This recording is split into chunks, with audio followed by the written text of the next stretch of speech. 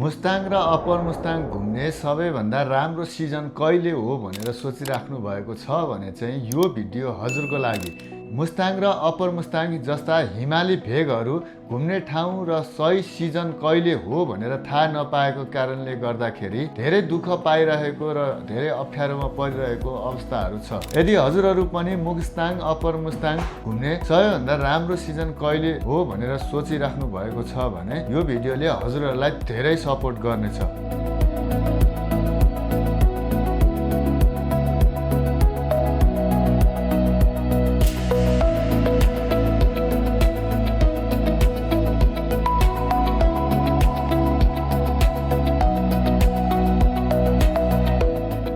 स्वागत छ प्रभु एडभेन्चर ट्राभल एन्ड टुरको युट्युब च्यानलमा।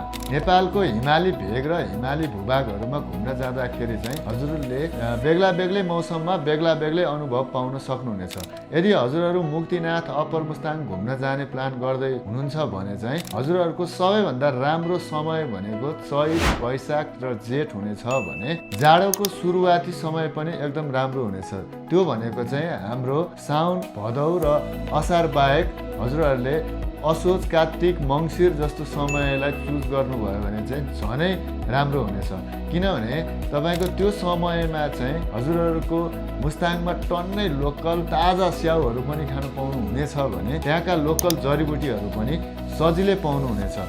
र यो समय चाहिँ फरेनरहरू पनि एकदमै धेरै हुने समय भएको कारणले गर्दाखेरि हजुरहरू मुस्ताङ, अप्पर मुस्ताङ र मनाङ, तिलिचो जस्तो ठाउँहरू जाँदाखेरि चाहिँ होटलहरू बुकिङ गरेर जान भने चाहिँ नबिर्सिनु होला। किनकि यो समयमा चाहिँ नेपालमा धेरै ठाउँमा मानिसहरू एकदमै धेरै घुम्न गएको देख्न पाइन्छ। अब कुरा गरौँ यो समय नै किन चुज गरिन्छ त? किनकि यो जाडो सुरु हुने बेला र गर्मी सकिने बेला, या भनौँ जाडो सकिने बेला र गर्मी सुरु हुने बेलामा चाहिँ हाम्रो भौगोलिक हिसाबले पनि बाढी, पहिरो जस्ता प्रकोपहरूबाट पनि हामी सुरक्षित रहने भएको कारणले गर्दाखेरि धेरै मानिसहरू चाहिँ यो बिचको समयमा घुम्न जान चाहनुहुन्छ।